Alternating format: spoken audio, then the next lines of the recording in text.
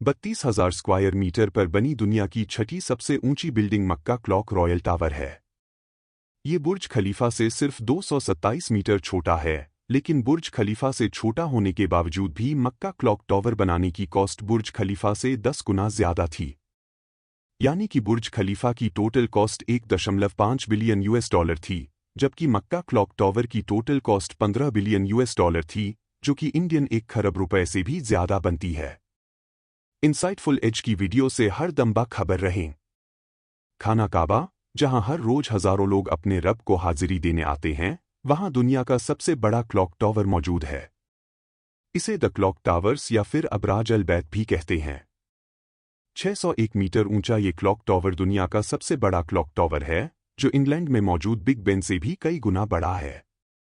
इस clock tower में लगी घड़ी का वजन 36,000 टन है, जो तकरीबन 6,000 हाथियों के बराबर बनता है।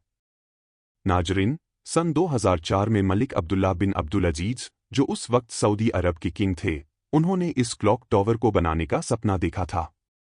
उनके इस ख्वाब को पूरा करने के लिए सऊदी अरब की सबसे बड़ी construction company Saudi bin Laden group को इस टावर का कंस्ट्रक्शन वर्क दिया गया। इस प्रोजेक्ट का पूरा डिजाइन जर्मनी की फेमस कंपनी SLH ने डिजाइन किया था। यही कंपनी पहले ही मस्जिद नबवी सल्लल्लाहु अलैहि वसल्लम का स्लाइडिंग डोम और मदीना में मौजूद फोल्डिंग अम्ब्रेलास भी बना चुकी है। मक्का क्लॉक टावर को बनाते समय स्पेशल इंस्ट्रक्शंस दी गई थी कि पूरे टावर का वेट कम से कम रखा जाए, ताकि बिल्डिंग मजबूत और स्टेबल रहे। कंपनी के सामने सबसे बड़ा चैलेंज यही था कि टावर का ऐसा डिजाइन तैयार करें जो 601 मीटर ऊंचा हो, लेकिन साथ ही लाइट वेट भी हो।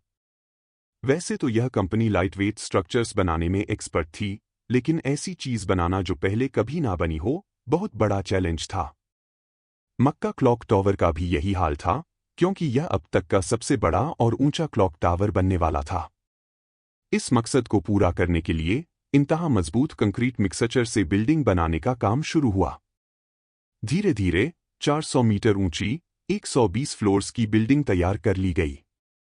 लेकिन असल काम अब शुरू होना था, क्योंकि अब बारी थी टावर पर लगने वाली घड़ी के डिजाइन को तैयार करने की। इसके लिए एक स्पेशल टीम की जरूरत थी, जिसमें इंजीनियर्स, साइंटिफिक एक्सपर्ट्स और आर्किटेक्ट्स हों, जो इस क्लॉक टावर में लगने वाली घड़ी का परफेक्ट डिजाइन बना सकें।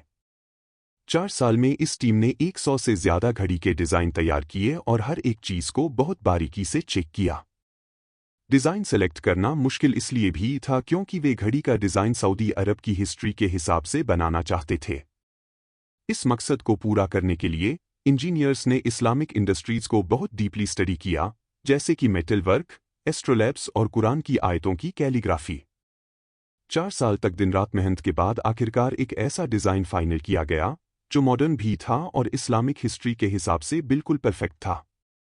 डिजाइन फाइनल होने के बाद अब बारी थी इस डिजाइन को हकीकत में बदलने की। इसके लिए जर्मनी की famous clock manufacturing company Perot से रा किया गया, जो बड़े बड़े टावर्स के लिए स्पेशल घड़ियां बनाती थी। कंपनी के मुताबिक यह घड़ी की मशीन बनाना बहुत बड़ा चैलेंज था, क्योंकि कंपनी की 150 साल की हिस्ट्री में इतनी बड़ी मशीन कभी नहीं बनाई गई थी। घड़ी की मशीन को इंतहा मजबूत मेटल से बनाना था, क्योंकि कंपनी को ऐसा मटेरियल चाहिए था जो बहुत लंबे टाइम तक चले। इसलिए ब्रॉन्ज को चुना गया, क्योंकि यह इंतहा सख्त, एक्सट्रीमली स्ट्रॉन्ग मेटल होता है।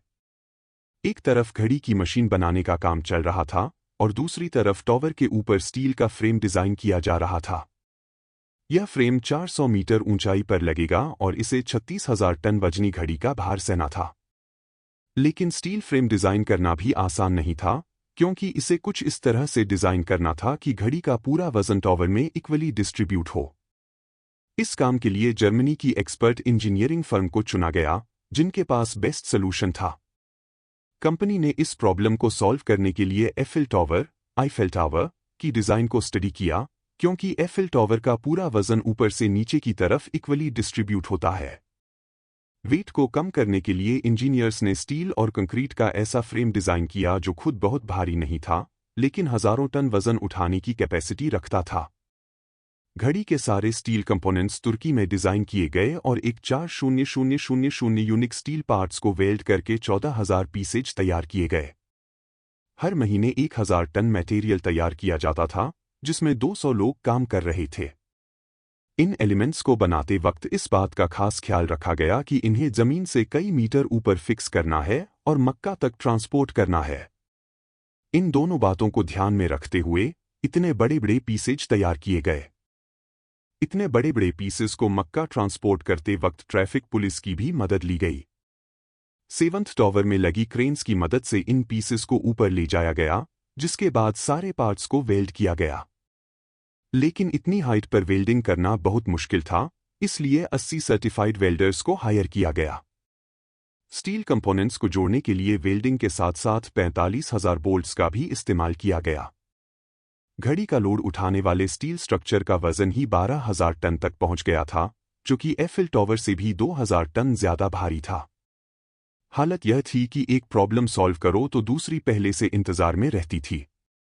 एफिल टॉवर के डिजाइन में जगह जगह ओपन स्पेसेस होती हैं, जिससे इतनी ऊंचाई पर हवा आसानी से क्रॉस कर सकती है। लेकिन मक्का क्लॉक टॉवर में हवा क्रॉस करने का कोई तरीका नहीं था। इसलिए इंजीनियर्स को कोई नया सलूशन निकालना था, क्योंकि इतनी ऊंचाई पर कम से कम 300 टन फोर्स सीधे घड़ी के फेस पर पड़ता। यह बिल्कुल ऐसा था जैसे 10 ट्रक एक साथ किसी चीज से टकरा जाएं। यह वो फोर्स था जिसे घड़ी को हर हाल में सहन करना था। इस प्रॉब्लम के हल के लिए शदीद किस्म के विंड टेस्ट किए गए।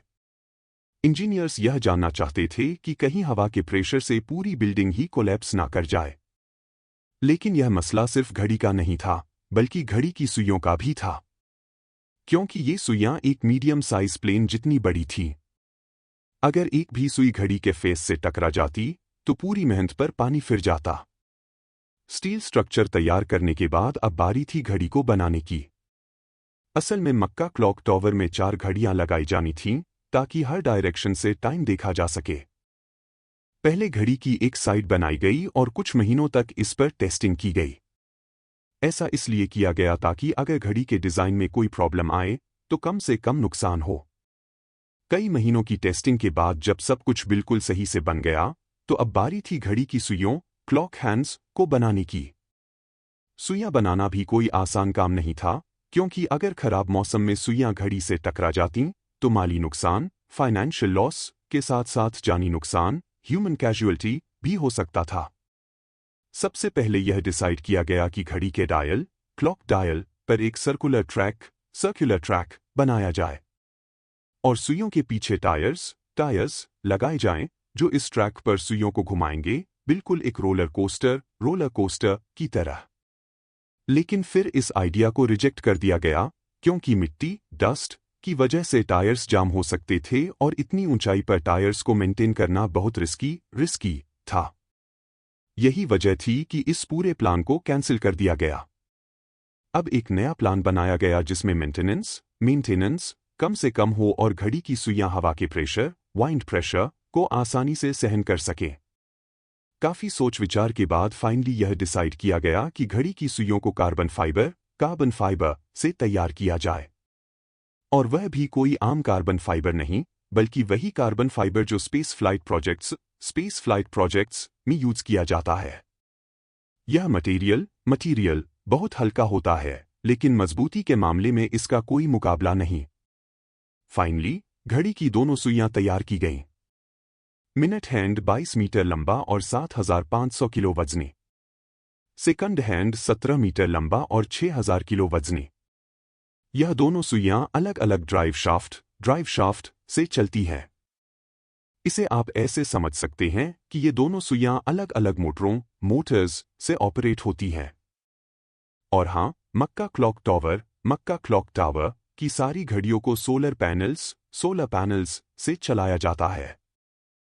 अब सोचने वाली बात यह है कि अगर घड़ी में कोई प्रॉब्लम आ जाए तो उसे कैसे ठीक किया जाता होगा, क्योंकि इतनी ऊंचाई पर घड़ी को रिपेयर करना कोई आसान काम नहीं है। इस प्रॉब्लम का सॉल्यूशन यह निकाला गया कि घड़ी की मशीन के अंदर 2 स्पेशल पाइप्स लगाए गए। ये पाइप्स घड़ी की सुइयों के साथ अटैच हो जाते हैं, ताकि अगर कोई दिक्कत आए तो इंजीनियर्स मैन्युअली जाकर मेंटेनेंस कर सकें। दिन रात मेहनत करने के बाद घड़ी और इसकी सुइयों को बनाया गया। अब बारी थी ऐसी लाइट्स लगाने की जिससे दिन और रात के किसी भी वक्त टाइम को आसानी से देखा जा सके। इस मकसद के लिए ऑस्ट्रेलिया के मशहूर electrical engineer professor doctor Krin Burton को चुना गया।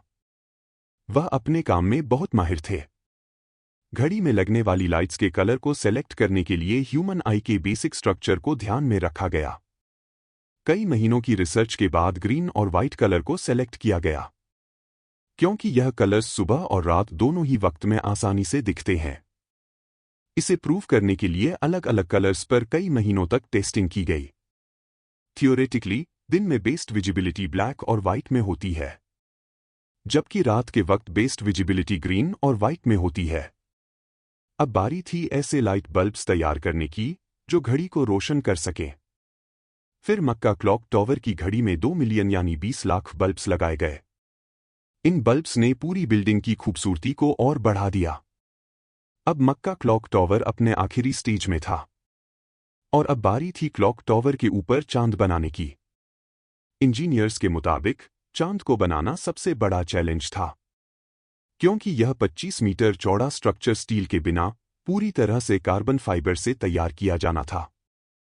सिर्फ चांद बनाने में ही 3 महीने का वक्त लगा और इसकी कॉस्ट 24 मिलियन US$ आई, जो पाकिस्तानी करेंसी में करीब 210 करोड़ बनती है।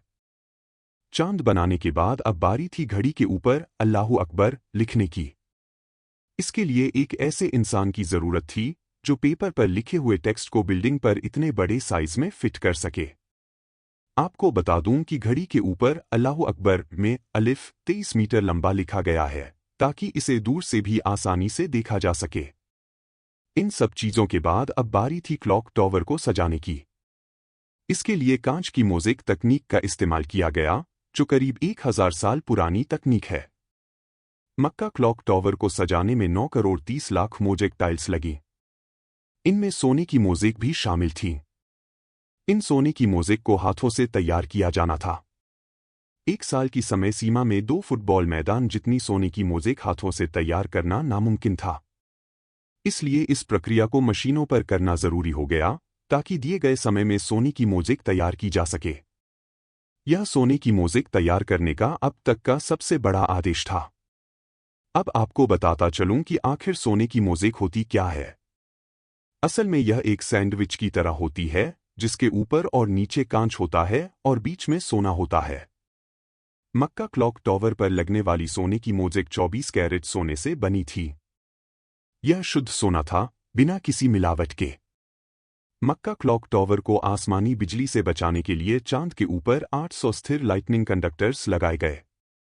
ये कंडक्टर्स आसमान से गिरने वाली बिजली को अपने अंदर समा लेते हैं, ताकि टॉवर को किसी भी तरह का नुकसान न पहुंचे। इसके अलावा घड़ी पर भी 20 लाइटनिंग कंडक्टर्स लगे हैं। अगर आसमानी बिजली गिरने का खतरा होता है, तो ये अपने आप बाहर निकलते हैं और घड़ी को सुरक्षित रखते हैं। खाना काबा पर दी जाने वाली अजान को क्लॉक टॉवर पर भी सुना जा सकता है। क्योंकि क्लॉक टॉवर पर 160 चाहते हैं, तो आगे का हिस्सा भेज सकते हैं। मक्का क्लॉक टॉवर में खास तौर पर डिजाइन किए गए स्पीकर लगाए गए हैं, जिनसे सीधी अजान सुनाई देती है। ये स्पीकर इतने ऊंचे लगाए गए हैं कि क्लॉक टॉवर से दी जाने वाली अजान 7 किलोमीटर के दायरे तक सुनी जा सकती है। खाना काबा में जैसे ही अजान दी जाती है, मक्का क्लॉक टॉवर के शीर्ष पर 21,000 सफ़ेद और हरी रोशनी जगमगाने लगती है। ये रोशनी 30 किलोमीटर दूर से भी देखी जा सकती है। यह लोगों के लिए संकेत होता है कि नमाज के लिए ए बनने वाली है, ताकि दूर दूर से आने वाले लोगों को काबे की दिशा का पता चल सके। क्या आप जानते हैं कि मक्का क्लॉक टॉवर के चांद के ऊपर एक कमरा भी मौजूद है, जो विशेष रूप से नमाज अदा करने के लिए बनाया गया था? यह दुनिया में सबसे ऊंचा स्थान है जहां से नमाज पढ़ी जा सकती है। इसके अलावा मक्का क्लॉक टॉवर में लगी घड़ी को 10 किलोमीटर दूर से भी देखा जा सकता है।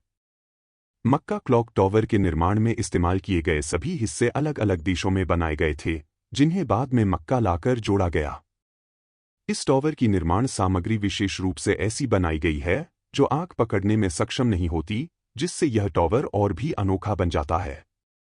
इतनी ऊंचाई पर काम करना बेहद जोखिम भरा था और किसी भी समय कोई अप्रिय घटना हो सकती थी। इसी कारण कामगारों की सुरक्षा को सर्वोपरि रखते हुए विशेष फायर फाइटर्स टीम तैनात की गई थी। यह टीम अत्याधुनिक उपकरणों से लैस थी और 24 घंटे तैयार रहती थी। उनके पास एक विशेष लिफ्ट थी जिससे वे पूरे क्लॉक टॉवर में कहीं भी जा सकते थे। क्योंकि यह प्रोजेक्ट काबे के काफी करीब था, इसलिए हज और उम्रा पर आने वाले लोगों की सुविधा का भी विशेष ध्यान रखा गया। आपका मक्का क्लॉक टॉवर रॉयल प्रोजेक्ट के बारे में क्या कहना है? हमें अपनी राय जरूर बताइए। अपना बहुत ख्याल रखिए। मिलते हैं अगली शानदार वीडियो में एक और नए विषय के साथ।